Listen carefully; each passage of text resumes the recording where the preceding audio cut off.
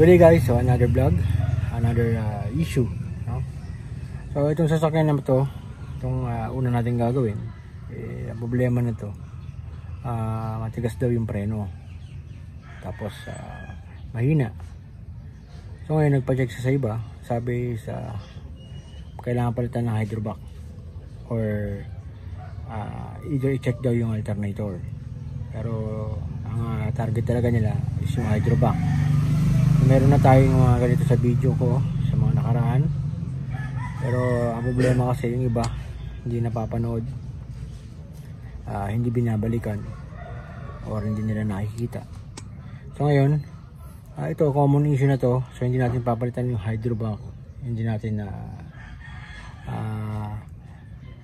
check yung alternator, kasi nga yung alternator nito wala naman vacuum, no?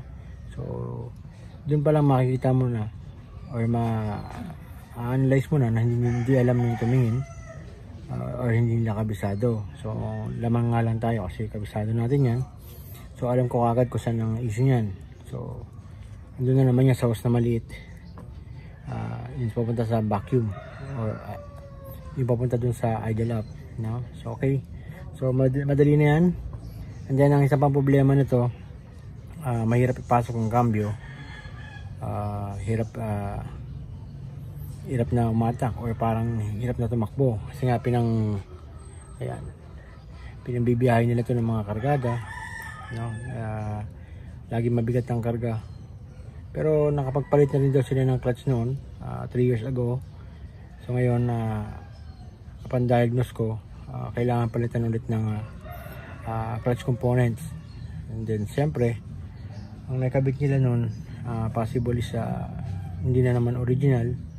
So babaklasin ko ngayon, pakita ko sa inyo kung anong difference ng performance ng original at saka hindi original. Then abangan nyo yan, meron pa tayong isa ron, the same issue. So magkasunod natin gagawin ngayon yan, dalawang transmission pull down. Abangan nyo. Okay, so yan, naka-ready na tayo. Nandiyan yung mga gamit ko sa ilalim. Higaan na natin yan, no? Para matanggal ko yung clutch components. Hindi ko na mapapakita sa inyo kasi mahirap magdala ng camera sa ilalim or cellphone, medyo basa pa yung side. Okay guys, so yan na, naibaba ko na. Matanggal na natin yung clutch lining at saka pressure plate. Ayan, ayan.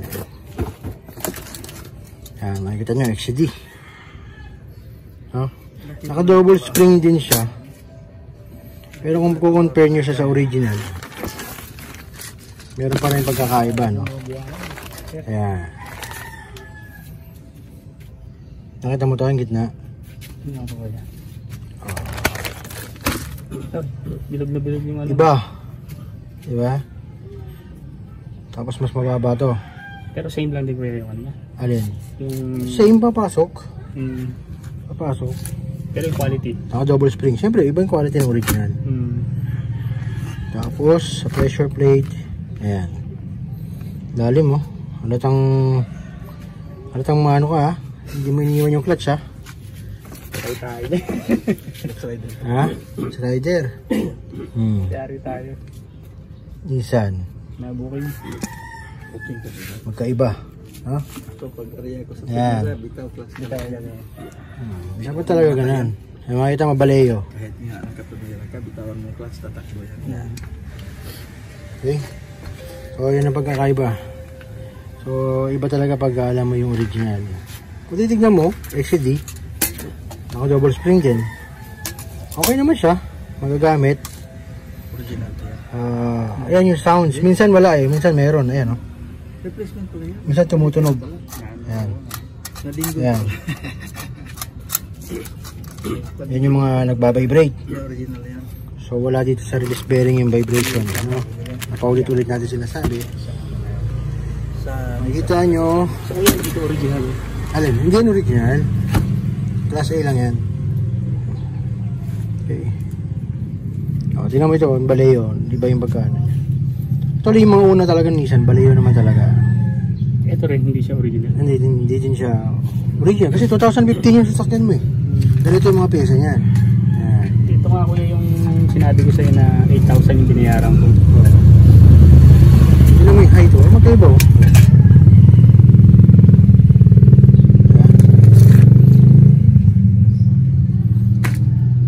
Ayun, yung height nito.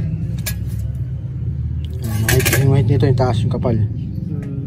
Yan. Magkaiba. Yan. So, importante yung pilot bushing na papalitan. Yan. Para yung main drive mo laging sentro, no? Hindi magbabibrate na makakasira ng mga bearing. Ngayon may issue dyan sa pilot bushing mo. Pakita ko sa kanila. Hindi gano'n nakapasok yung pilot bushing mo eh. Tignan natin kung ano yung nilagay. Okay, so ito yung pilot bushing nya. Patanggal ko na. Busalsal na yung labi. Kung pinalitan man, nabusalsal. Meron tayo isang pinagpalitan dito. Ayan. So binunot ko rin yan sa iba. Ano iba? Ito yung nakakabit sa'yo. So nakabungad to sa labi kanina, nakita ka. Iba na yung ano niya, no? Buwang-buwa. Kung nagpalit man, hindi napupok ng maayos.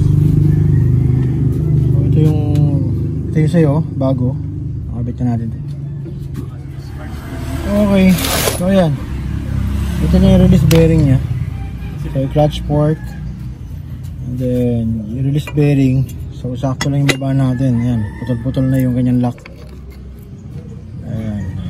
Putol na yung mga lock ng release bearing mo. Oh.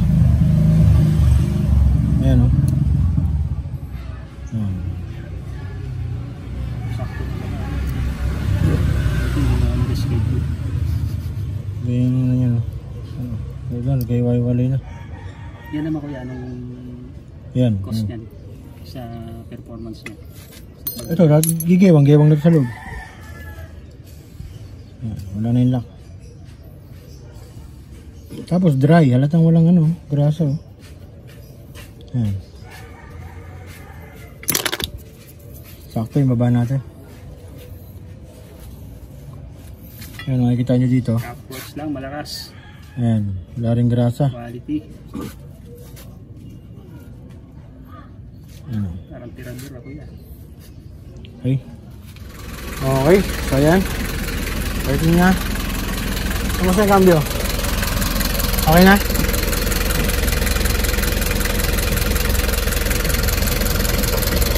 Okay.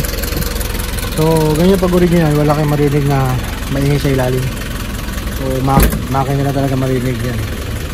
Walang parang nag-rattle sa ilalim. Okay, so okay na tayo sa isa. Hi guys, so nakita nyo. Tapos na tayo sa isa.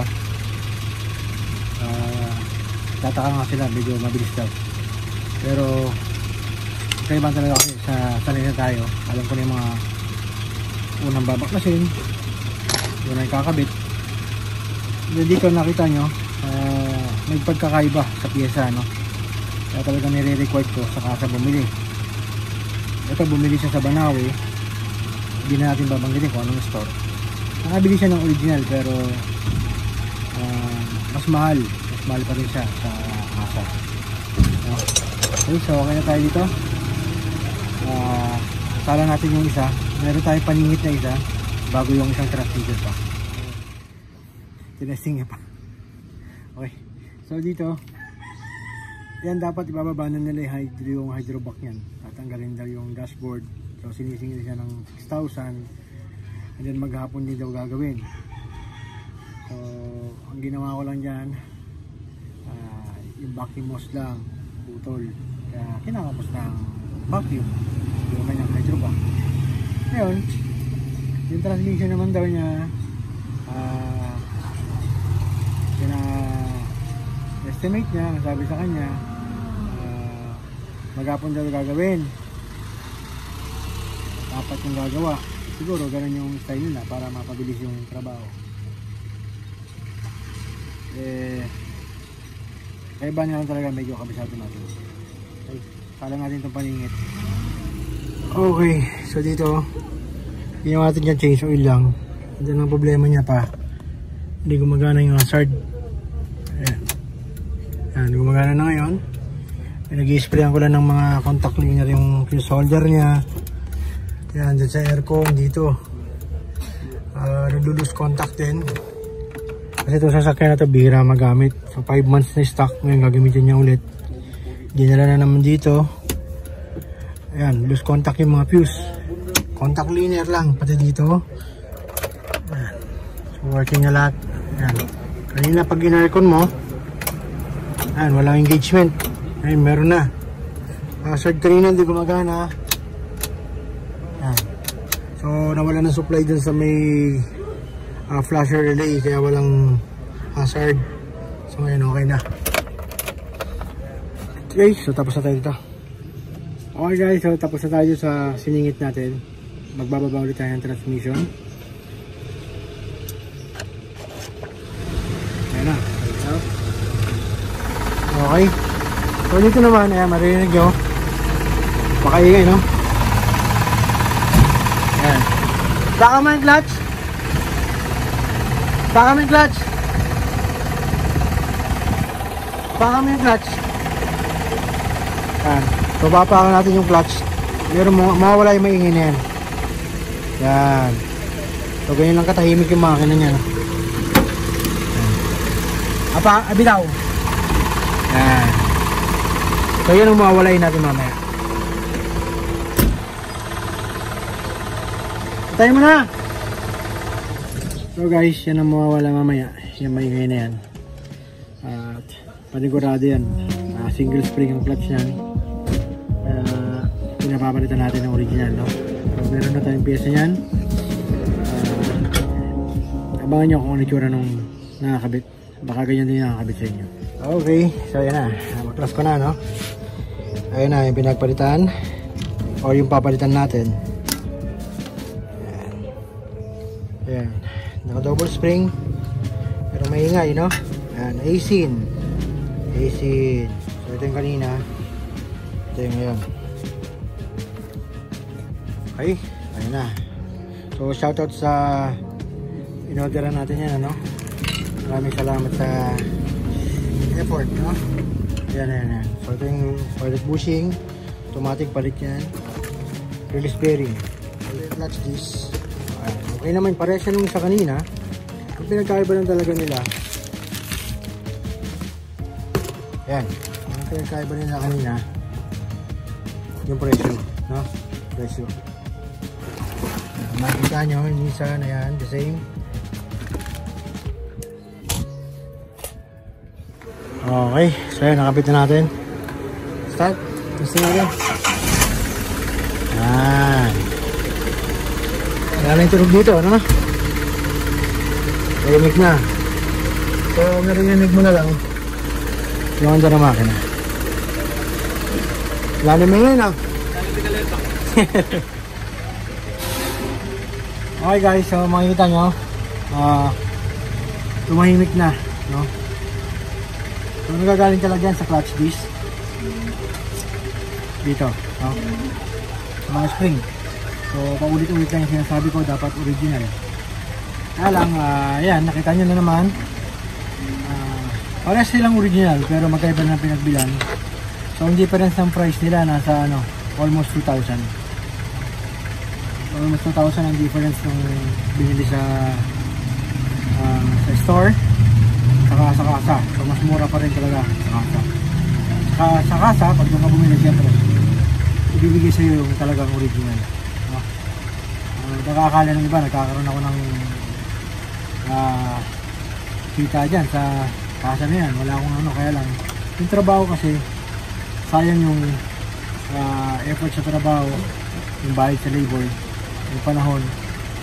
Kaya yan, no, tanghali na, mag-alas 12 na, dalawang transmission na tayo, isang unit na para sa akin pagaling dyan sa clutch components talagang dapat original kasi pagka original lang din yung ano, quality.